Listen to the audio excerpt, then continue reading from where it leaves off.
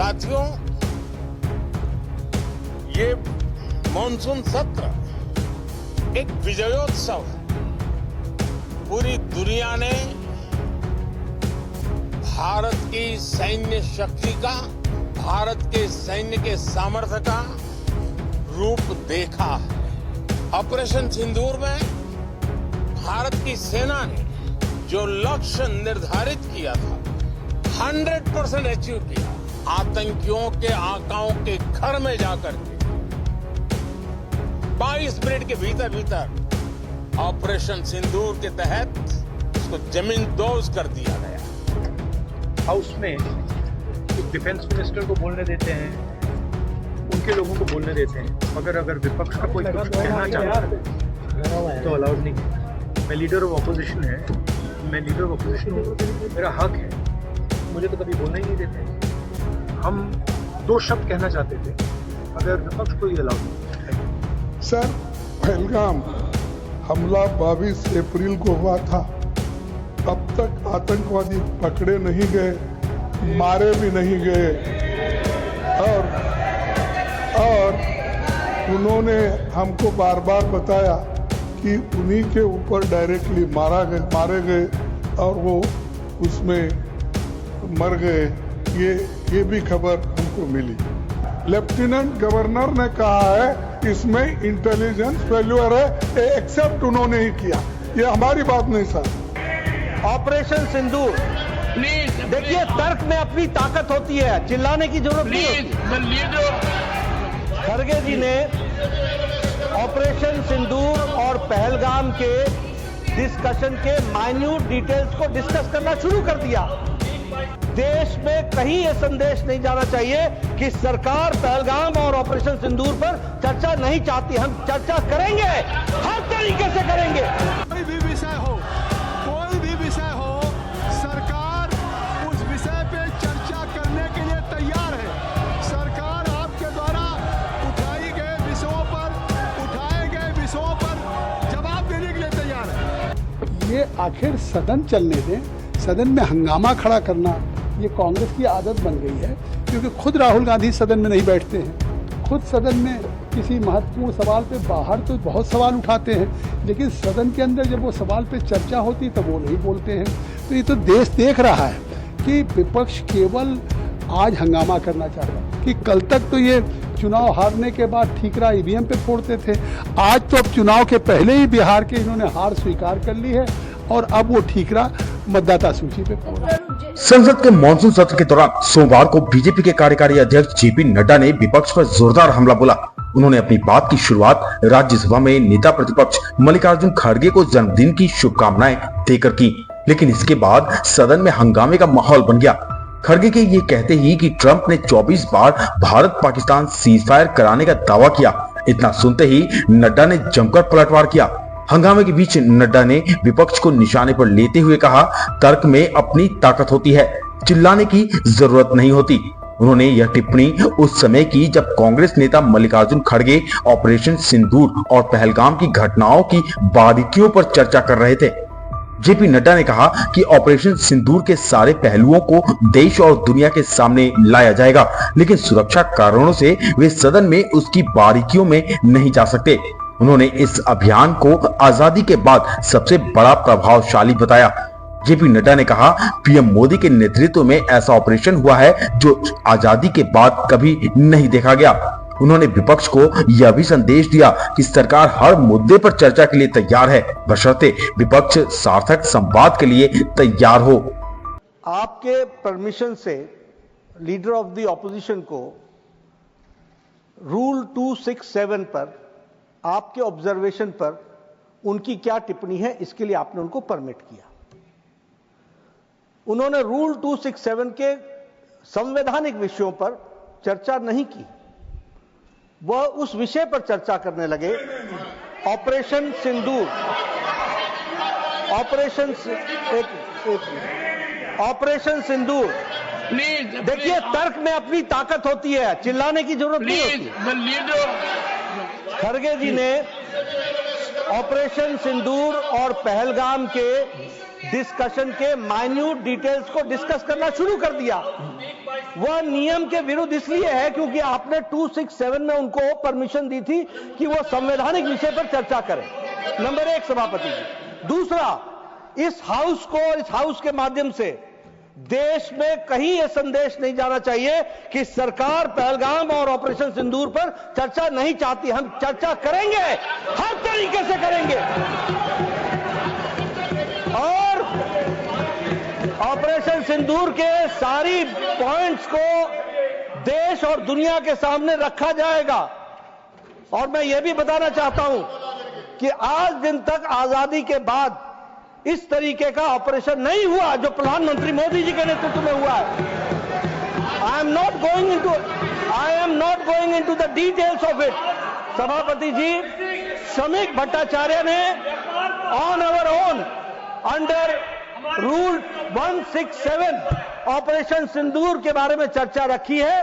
Business advisory committee में आप समय तय करेंगे। भारत सरकार मोदी जी के नेतृत्व में हर बात की चर्चा करने के लिए तैयार है और हम चर्चा करेंगे। संसद के मॉनसून सत्र के दौरान एक बार फिर विपक्षी दलों ने विभिन्न मुद्दों को लेकर जोरदार हंगामा किया। नारेबाजी और शोर शराबे के बीच सरकार की ओर से रक्षा मंत्री राजनाथ सिंह ने स्थिति को संभालते हुए एक बड़ा बयान दिया। उन्होंने विपक्ष को स्पष्ट संदेश देते हुए कहा कि सरकार लोकतांत्रिक परंपराओं और संवाद की भावना के प्रति पूरी तरह प्रतिबद्ध है। उन्होंने कहा, हम चर्चा करने के लिए तैयार हैं, कोई भी विषय हो। आप जितनी देर तक चर्चा करना चाहते हैं बताइए, हम चर्चा के लिए तैयार हैं। राजनाथ सिंह ने विपक्ष को यह भरोसा दिलाने की कोशिश की कि सरकार कोई भी मुद्दा टालना नहीं चाहती। उन्होंने कहा कि यदि विपक्ष सकारात्मक भावना से चर्चा करना चाहता है तो सरकार पूरे धैर्य और गंभीरता से हर विषय पर चर्चा करने को तैयार है। संसद के मॉनसून सत्र की शुरुआत हंगामेदार रही और पहले ही दिन जमकर हंगामा देखने को मिला। विपक्ष ऑपरेशन सिंदूर पर चर्चा की मांग कर रहा था। राज्यसभा में इस मुद्दे पर जमकर हंगामा हुआ और कांग्रेस अध्यक्ष मल्लिकार्जुन खड़गे ने ऑपरेशन सिंदूर और पहलगाम आतंकी हमले के मुद्दे पर सरकार को घेरने की कोशिश की, जिस पर भाजपा अध्यक्ष और सदन के नेता जेपी नड्डा ने भी जोरदार जवाब दिया। दरअसल कांग्रेस अध्यक्ष मल्लिकार्जुन खड़गे ने पहलगाम आतंकी हमले को लेकर राज्यसभा में सवाल उठाते हुए कहा कि पहलगाम आतंकी हमले के आरोपी अभी तक न पकड़े गए हैं और न ही मारे गए हैं। सभी पार्टियों ने एकजुट होकर सरकार को इस मुद्दे पर समर्थन दिया। ऐसे सरकार की तरफ से हमें पहलगाम हमले पर और उसके बाद के घटनाक्रम पर हमें जानकारी दी जानी चाहिए। सर, मैंने पहलगाम आतंकवादी हमले और ऑपरेशन सिंदूर के बाद की स्थिति पर रूल 267 नोटिस दिया है। ये रूल्स के मुताबिक ही दिया है जो अपने किताब में है। सर, पहलगाम हमला 22 अप्रैल को हुआ था। अब तक आतंकवादी पकड़े नहीं गए, मारे भी नहीं गए और उन्होंने हमको बार बार बताया कि उन्हीं के ऊपर डायरेक्टली मारे गए और वो उसमें मर गए। ये भी खबर हमको मिली, लेकिन हम ये जानना चाहते हैं क्योंकि हमने तो अनकंडीशनल सपोर्ट पूरे हाउस, पूरे ऑल पार्टी ने दिया, सिर्फ मेरा पार्टी एक ही नहीं, सभी पार्टियों ने दिया कि देश को मजबूत बनाने के लिए, देश में एकता रखने के लिए और हमारे आर्मी को मॉरल स्ट्रेंथ देने के लिए हमने अनक्वेश्चन, यानी कोई प्रश्न न करते हुए हमने ये सब कुछ उनको दिया, समर्थन दिया। लेकिन मैं चाहता हूं कि उनके तरफ से हमको मालूमात मिलना चाहिए। जैसा कि पहलगाम हमला 22 अप्रैल को हुआ था, अब तक आतंकवादी पकड़े तो नहीं गए, लेकिन हुआ क्या? एक मिनट लेकिन J&K में कम से कम इंटेलिजेंस, इनकी सिक्योरिटी है, उसके बारे में उनका फेल्योर हुआ, ये उन्होंने ही कहा है। लेफ्टिनेंट गवर्नर ने कहा है इसमें इंटेलिजेंस फेल्योर है, ये एक्सेप्ट उन्होंने ही किया, ये हमारी बात नहीं सर। CDS उपसेना प्रमुख और एक वरिष्ठ डिफेंस अटैची ने कुछ बेहद संवेदनशील खुलासे भी उन्होंने किए, जहां पर नहीं मैं सुनता हूं उनका। मेरा एक ही मिनट सुनिए। Okay, 1 minute please, sir 1 minute only 1 minute मेरा सुनिए, ओके। उसके बाद उनको दीजिए प्लीज। सर। विषय ये है, इन विषयों पे मुझे विषय प्रश्न नहीं है। ये पहलगांव एंड ऑपरेशन सिंदूर के बारे में आपने जो दुनिया को बताया, हमको बताया, हिंदुस्तान के लोगों को बताया, उसकी बात कर रहा हूं। हमारे को इंफॉर्मेशन तो देना चाहिए, हमारे से तो आपने मदद ली। और दूसरी चीज सर, दूसरी चीज सर, अमेरिका के राष्ट्रपति ट्रंप 24 बार उन्होंने बाद में सभा 24 बार उन्होंने कहा मेरे इंटरफियरेंस से मैं समझौता किया, तभी ये युद्ध थामा। नहीं ये युद्ध स्टॉप जो हुआ मेरे वजह से हुआ। अरे देश के साथ ये अपमानजनक है। संसद का मॉनसून सत्र सोमवार को हंगामे की भेंट चढ़ गया। विपक्ष ने लोकसभा और राज्यसभा दोनों में पहलगाम आतंकी हमला, ऑपरेशन सिंदूर और बिहार में मतदाता सूची के विशेष गहन पुनरीक्षण को लेकर जोरदार हंगामा किया और इन मुद्दों पर चर्चा की मांग की। लोकसभा की कार्रवाई जैसे ही शुरू हुई, विपक्षी सदस्य वेल में आ गए और सरकार के खिलाफ नारेबाजी करने लगे। नेता प्रतिपक्ष राहुल गांधी ने सदन के बाहर मीडिया से बात करते हुए कहा, सवाल यह है कि हाउस में रक्षा मंत्री को बोलने देते हैं, उनके लोगों को बोलने देते हैं, मगर विपक्ष का कोई कुछ कहना चाहता है तो उसकी अनुमति नहीं है। मैं नेता प्रतिपक्ष हूं, मेरा हक है, मुझे तो कभी बोलने ही नहीं देते। जो हाउस में डिफेंस मिनिस्टर को बोलने देते हैं, उनके लोगों को बोलने देते हैं, मगर अगर विपक्ष का कोई कुछ कहना चाहता है तो अलाउड नहीं है। मैं लीडर ऑफ अपोजिशन हूँ, मेरा हक है, मुझे तो कभी बोलना ही नहीं देते हैं। ये एक नया अप्रोच है। सर पीएम ने विजय उत्सव सत्र बोला है सर, पीएम बोल रहे हैं कि विजय उत्सव सत्र है, सेलिब्रेटेड सर, बट दौड़ के निकले हाउस से 1 सेकंड में। लेकिन चेयर बार कह रही थी कि हम चर्चा के लिए तैयार हैं, आप लोग बैठिए, हम चर्चा के लिए तैयार। चर्चा तो होगी, अगर वो अलाउ करेंगे तो होगी, मगर इशू ये है कि कन्वेंशन कहता है कि अगर सरकार के लोग कुछ बोले तो हमें भी स्पेस मिलनी चाहिए। हम 2 शब्द कहना चाहते थे, मगर विपक्ष को ये अलाउड नहीं। Thank you sir. क्या पीएम कह रहे हैं कि राहुल गांधी को जवाब दिया बीजेपी सांसद जगदम्बिका पाल ने। सत्ता पक्ष की ओर से सांसद जगदम्बिका पाल ने कहा कि सरकार हर विषय पर चर्चा के लिए तैयार है। उन्होंने विपक्ष से सदन चलाने की अपील करते हुए कहा, देश की जनता देख रही है, देश की जनता ने सेना के पराक्रम को देखा है। हम सदन चलाना चाहते हैं, सरकार चर्चा चाहती है, आप नहीं चाहते। उन्होंने कहा, राहुल गांधी बोलना नहीं चाहते, दरअसल वह हंगामा करना चाहते हैं और अपने सभी सांसदों को मोबाइल में भेज रहे थे। अगर वो बोलना चाहते हैं तो मैं उनको मौका देता, लेकिन वो सिर्फ बाधा खड़ी करना चाह रहे थे। उसको विषय पे चर्चा होगी। रक्षा मंत्री जी ने अभी कहा है, संसदीय कार्य मंत्री ने कहा है, अभी संसदीय कार्य मंत्री ने कहा, यह सदन नहीं है, यह देश की जनता इस बात को देख रही है। देश की जनता सदन के मानसून सत्र के दिन, पहले दिन आपने देखा कि सरकार तैयार है। प्रधानमंत्री जी ने कहा कि ये विजयोत्सव का पर्व है। पूरी दुनिया ने सेना के पराक्रम को देखा है, जिस तरह से लक्षित हमारी तीसरी अर्थव्यवस्था है। तो आखिर ये सदन, देश आगे जा रहा है। इस सदन में अगर आप चाहते हैं, हम बिल्कुल समय देंगे। आज आप सब लोग अपनी सीट पे जाएं, अपनी सीट पे जाएं, हम समय देंगे। जब कह रहे हैं माननीय रक्षा, नहीं ये सदन ऐसे नहीं चलता। हम कोशिश कर रहे हैं, हम सदन चलाना चाहिए, क्यों एडजस्ट करें? हम चाहते हैं कि सदन चले। आपका 0 आवर है, मैं चाहता हूं आपको अवसर दूं। जितने माननीय सदस्य के 0 आवर में आए हैं, मैं उनको सबको अवसर देना चाहता हूं, लेकिन आप सदन नहीं चलने देना चाहते। आप सदन का पहला दिन इतना महत्वपूर्ण दिन है, आप इसको चलने नहीं देना चाहते हैं। इसलिए मैं सभा की कार्रवाई 2 बजे तक के लिए स्थगित करता हूं। इस पार्लियामेंट में विपक्ष क्यों हंगामा करना चाहता है? खुद प्रधानमंत्री जी ने कहा, स्पीकर साहब ने कहा, कल संसदीय कार्य मंत्री ने ऑल पार्टी मीटिंग कहा कि कोई भी विषय अगर विपक्ष उठाना चाहता है उसको उठाए, स्पीकर साहब उस पर चर्चा का अवसर दें। सरकार हर विषयों पे, विपक्ष के हर सवालों पे जवाब देने के लिए तैयार है। लेकिन सर, कांग्रेस जो है वो प्रधानमंत्री से जवाब चाहती है। वो चाहती है कि जो जितने भी जवाब हैं प्रधानमंत्री खुद दें। देखिए, प्रधानमंत्री तो लगातार जवाब दे रहे हैं, आज भी अपील कर रहे हैं कि सदन चलना चाहिए।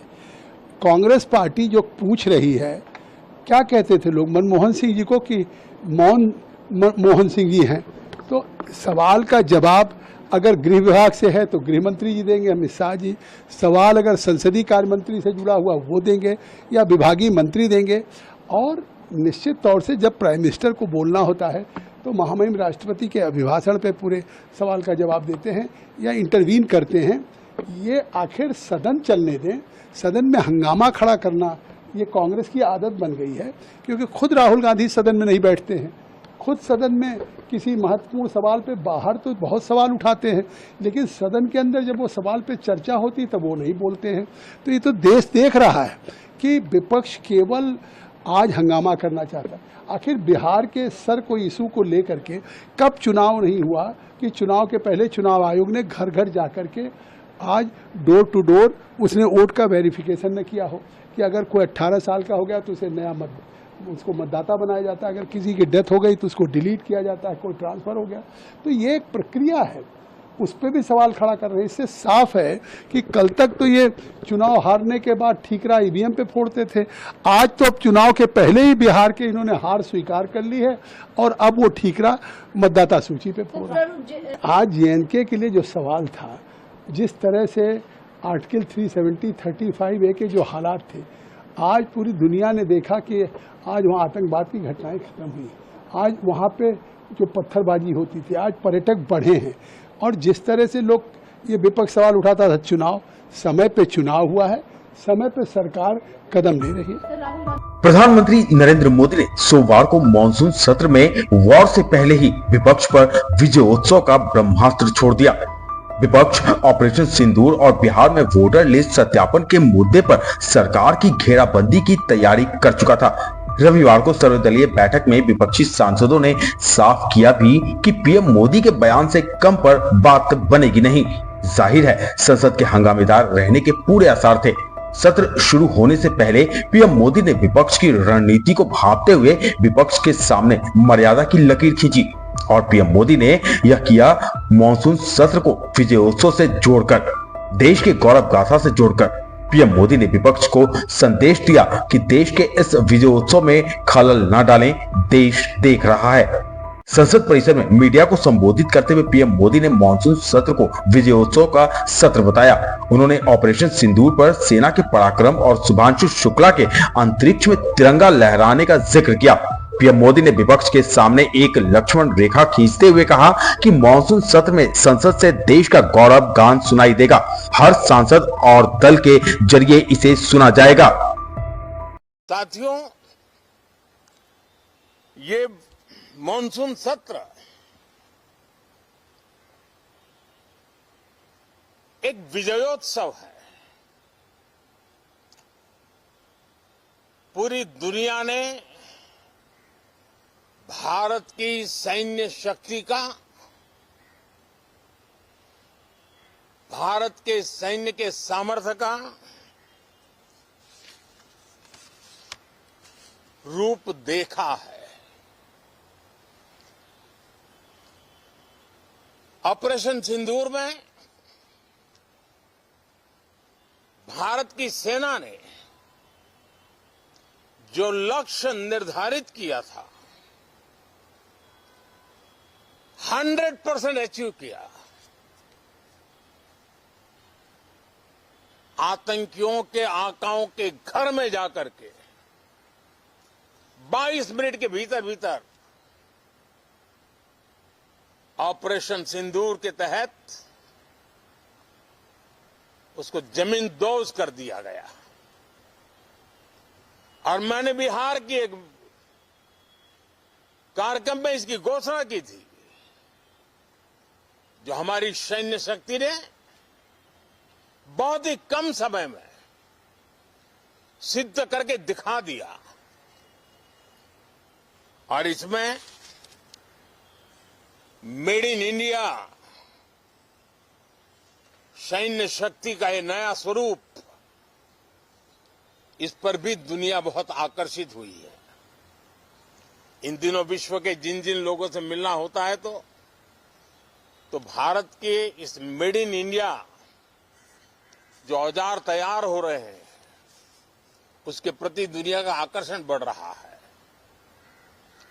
मुझे विश्वास है कि जब सदन इस विजयोत्सव को एक स्वर में विजय के भाव से इस सत्र के दरमियान उन ओजस्वी तेजस्वी भावनाओं को प्रकट करेगा तो भारत की सैन्य शक्ति को बल मिलेगा, प्रोत्साहन मिलेगा, देशवासियों को प्रेरणा मिलेगी और सैन्य क्षेत्र में जो रिसर्च, इनोवेशन और मैन्युफैक्चरिंग हो रहे हैं, made in India defence equipment बन रहे हैं, उसको भी एक बल मिलेगा और जो भारत के नौजवानों के लिए नए रोजगार के अवसर पैदा करेगा। मॉनसून सत्र से पहले जब पीएम मोदी ने मीडिया को संबोधित किया तब उसी समय मॉनसून सत्र का टोन सेट हो गया था। पीएम मोदी ने अपने शुरुआती संबोधन में साफ तौर से ऑपरेशन सिंदूर का जिक्र किया और कहा कि मॉनसून सत्र को एक विजय उत्सव के तौर पर मनाया जाएगा। इसका सीधा सा मतलब था कि सरकार इस मुद्दे पर चर्चा करने को तैयार है। संसद सत्र की शुरुआत हुई, लेकिन जैसा कि शुरू से संकेत मिल रहा था, विपक्षी पार्टियों के रणनीति को लेकर के कि हंगामा होना था और हंगामा हुआ भी।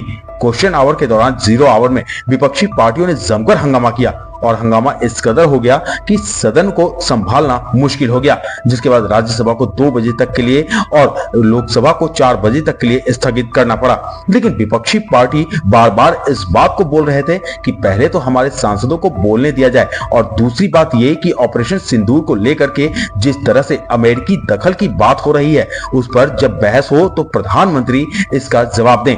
लेकिन सरकार बहस करने को तो तैयार है, लेकिन प्रधानमंत्री इस पर जवाब देंगे, इसको लेकर सरकार की तरफ से कोई आश्वासन नहीं मिल रहा है। जबकि वहीं सरकार की तरफ से कहा जा रहा है कि सरकार का भी एक अधिकार होता है कि किसको जवाब देना है, किसको जवाब नहीं देना है।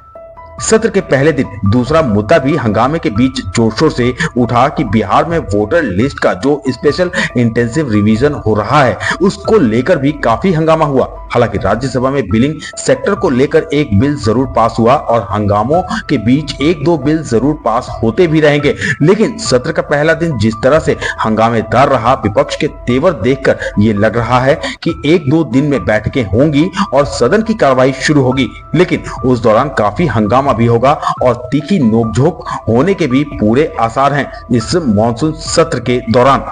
संसद के मॉनसून सत्र का पहला दिन बेहद ही हंगामेदार रहा, लेकिन शाम होते होते संसद से एक ऐसी खबर सामने आई जिसे सुनने के बाद हर कोई हैरान रह गया। उपराष्ट्रपति जगदीप धनखड़ ने सोमवार देर शाम खराब स्वास्थ्य का हवाला देते हुए अचानक उपराष्ट्रपति पद से इस्तीफा दे दिया। जगदीप धनखड़ का इस्तीफा ऐसे समय में आया है जब संसद के मॉनसून सत्र का एक ही दिन बीता था। ऐसे में स्वास्थ्य कारणों का हवाला देकर इस्तीफा देने की बात कई एक्सपर्ट्स के गले के नीचे नहीं उतर रही है। उपराष्ट्रपति के इस्तीफे की टाइमिंग पर कई अटकलों ने भी जन्म लेना शुरू कर दिया है। कुछ का कहना है कि उपराष्ट्रपति जगदीप धनखड़ और सरकार के बीच सब कुछ ठीक नहीं था। ये नाराजगी इतनी बढ़ी कि जगदीप धनखड़ ने अपने पद से इस्तीफा दे दिया। वहीं कुछ एक्सपर्ट ने कहा कि जगदीप धनखड़ पिछले कुछ दिनों से किसानों के मुद्दों को लेकर सरकार के रुख से सहमत नहीं थे। उन्होंने ये मुद्दा सार्वजनिक मंच से भी उठाया था। इसी खींचतान को लेकर जगदीप धनखड़ ने इस्तीफा दे दिया। लेकिन इस बात को भी नजरअंदाज नहीं किया जा सकता कि 9 मार्च को जगदीप धनखड़ को बेचैनी और सीने में दर्द की शिकायत के बाद एम्स में भर्ती कराया गया था। ये बात सच है कि जगदीप धनखड़ की तबीयत बीते दिनों खराब हुई थी। हालांकि मानसून सत्र के पहले दिन जगदीप धनखड़ पूरी सक्रियता से संसद में दिखे। संसद में उन्होंने कई मीटिंग भी ली। सोमवार शाम 6 बजे जगदीप धनखड़ ने विपक्ष के सांसदों से मुलाकात भी की थी। इस दौरान उन्होंने खराब स्वास्थ्य का कोई जिक्र नहीं किया था, लेकिन इसके 3 घंटे बाद ही उन्होंने इस्तीफा दे दिया। यही नहीं, जगदीप धनखड़ का ये फैसला इसलिए भी बच नहीं रहा है क्योंकि उनके आगे के कार्यक्रम भी प्रस्तावित थे। 23 जुलाई को जगदीप धनखड़ का जयपुर दौरा प्रस्तावित था, जहां उपराष्ट्रपति रियल एस्टेट डेवलपर्स संघ के साथ संवाद करने वाले थे। उपराष्ट्रपति सचिवालय की ओर से इस कार्यक्रम को लेकर प्रेस विज्ञप्ति भी जारी की गई थी। जगदीप धनखड़ ने राष्ट्रपति द्रौपदी मुर्मू को संबोधित एक पत्र में स्वास्थ्य संबंधी कारणों और चिकित्सा सलाह का हवाला देते हुए संविधान के अनुच्छेद 67A के तहत अपने इस्तीफे की घोषणा की। राष्ट्रपति मुर्मू को संबोधित अपने पत्र में जगदीप धनखड़ ने लिखा, स्वास्थ्य की प्राथमिकता और चिकित्सकीय सलाह का पालन करते हुए मैं भारत के उपराष्ट्रपति पद से तत्काल प्रभाव से त्यागपत्र दे रहा हूं। उन्होंने राष्ट्रपति को उनके सहयोग और सौहार्दपूर्ण संबंधों के लिए धन्यवाद दिया। साथ ही प्रधानमंत्री और मंत्रिपरिषद को भी उनके सहयोग और मार्गदर्शन के लिए आभार व्यक्त किया। जगदीप धनखड़ ने 11 अगस्त 2022 को भारत के 14वें उपराष्ट्रपति के रूप में शपथ ली थी। 6 अगस्त 2022 को हुए उपराष्ट्रपति चुनाव में उन्होंने विपक्षी उम्मीदवार मार्गरेट अल्वा को हराया था। जगदीप धनखड़ को कुल 725 में से 528 वोट मिले थे, जबकि मार्गरेट अल्वा को 182 वोट मिले थे। उपराष्ट्रपति बनने से पहले वह पश्चिम बंगाल के राज्यपाल भी रहे हैं। जगदीप धनखड़ पहले उपराष्ट्रपति नहीं हैं जिन्होंने कार्यकाल के बीच में ही इस्तीफा दिया है। जगदीप धनखड़ से पहले 2 और उपराष्ट्रपति हुए जो अपना कार्यकाल पूरा नहीं कर सके। कृष्णकांत ने 21 अगस्त 1997 को उपराष्ट्रपति पद की शपथ ली थी, लेकिन 27 जुलाई 2022 को कार्यकाल के दौरान ही उनका निधन हो गया। इस कारण वह अपना कार्यकाल पूरा नहीं कर सके। इसके अलावे वीवी गिरी ने भी 1969 में उपराष्ट्रपति के रूप में अपने कार्यकाल के दौरान इस्तीफा दे दिया था ताकि राष्ट्रपति पद का चुनाव लड़ सकें। जगदीप धनखड़ के इस्तीफे के पीछे क्या कोई और कारण है या फिर जैसा कि जगदीप धनखड़ ने स्वास्थ्य का हवाला देते हुए इस्तीफा दिया है वही असली कारण है, ये बता पाना थोड़ा मुश्किल है। इस खबर में फिलहाल इतना ही। इस खबर पर आप अपनी राय हमें कमेंट बॉक्स में कमेंट कर जरूर बताएं। देश और दुनिया की तमाम खबरों के लिए आप इंडिया आज को सब्सक्राइब करें और देखते रहें इंडिया आज।